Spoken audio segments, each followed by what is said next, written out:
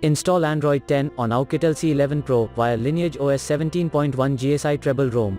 Please check the description for important notes and all the download links. First download ROM and GApps packages, then transfer the downloaded files to the phone storage, link is in the description below. Step 2. Boot your device into TWRP recovery.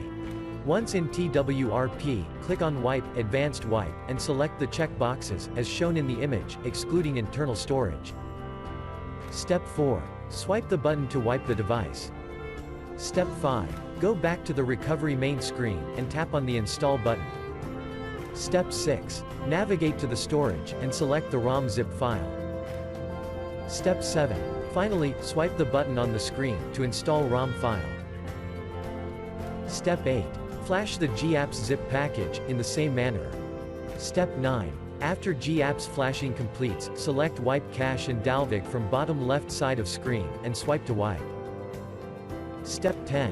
When the flashing process is complete, hit Reboot System. That's it, you have successfully installed the ROM on your device.